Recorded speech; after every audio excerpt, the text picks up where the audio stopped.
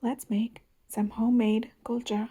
You can make these with both yeast and baking soda, and I'm going to show you how to do both. We're going to start with the yeast. Dissolve some sugar into a little bit of warm water and sprinkle your yeast on top. Let it sit for about 10 minutes and you will see that it has started to foam and activate. In a large bowl, add in your flour and some salt. Give that a nice mix, and we're going to add some ghee or oil to the flour, and then we're going to add in some yogurt and our yeast water and just give that a nice mix. I'm going to switch to my hands because it's just a lot easier to knead dough using my hands. Add a little bit of water at a time until you have a soft dough.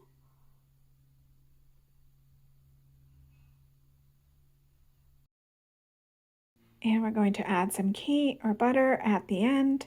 Make that dough into a soft and luscious dough. Knead it for a few minutes. Punch it down and fold it over. Punch, fold. You can also punch, fold, and stretch. Knead your dough for a full 5 minutes. This will make sure that it is soft and stretchy, and this will give you the super soft texture for your kulcha.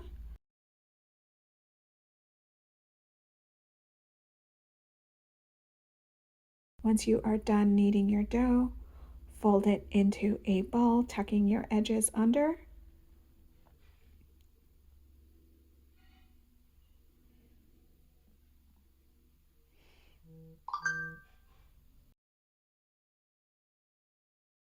You're going to add this back to the bowl and spread a little bit of ghee or oil on top. Cover and set it in a warm place. And there you see it has a nice rise.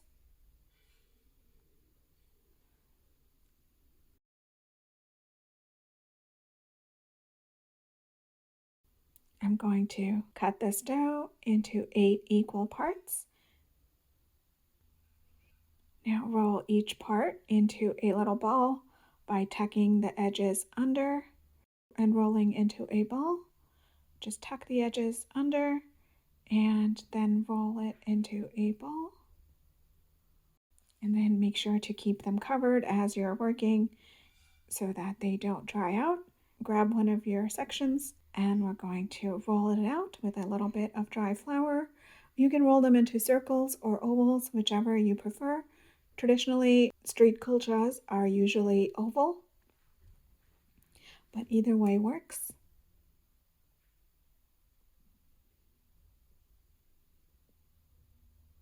We're going to brush the kulcha with a little bit of water and sprinkle on some nigella seeds. Add a few cilantro leaves.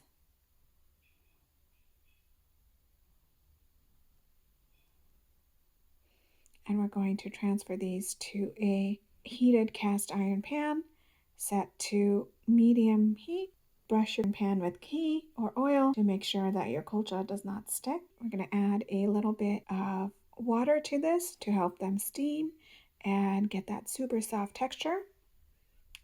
Cover the lid, add a little bit of ghee on top, and you can flip and brown the edge. And look at that, that is perfectly cooked and browned on the other side. There you have it.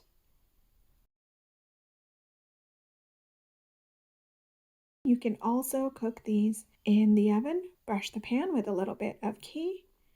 We're going to add in our kulcha. Add a little bit of water, just about a tablespoon, and we're going to transfer it to a very hot oven. There you go. Perfectly cooked kulcha in the oven.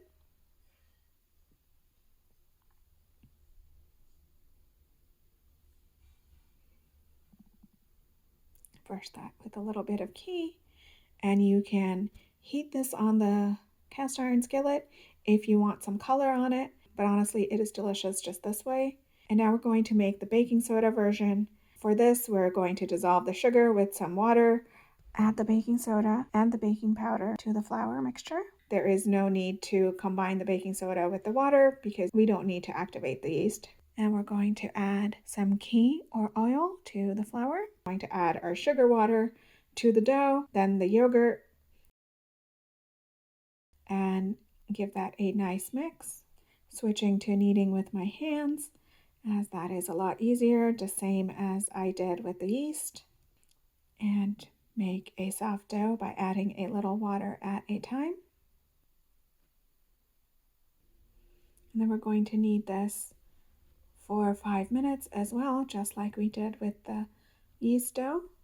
Once your dough has come together, add a little bit of oil or ghee, and we're going to knead this for 5 minutes. Just stretch and punch and pull and work the dough.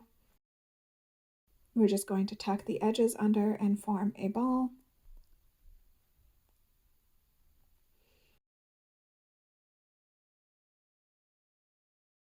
Put it back in the bowl. And then brush the dough with a little bit of oil or ghee. And then cover and let the dough rest. And there you see, it does not have the yeast rise, but it is still super soft, and it's going to make us some very delicious kulcha. Break that up into 8 equal parts and roll out your kulcha into little ovals. And then we're going to bake them in the same way in the oven and brush with some oil or ghee. And you can do the same on a cast iron skillet. There you have it. Perfectly soft homemade kulcha with or without yeast that you can make either on the stovetop or in the oven.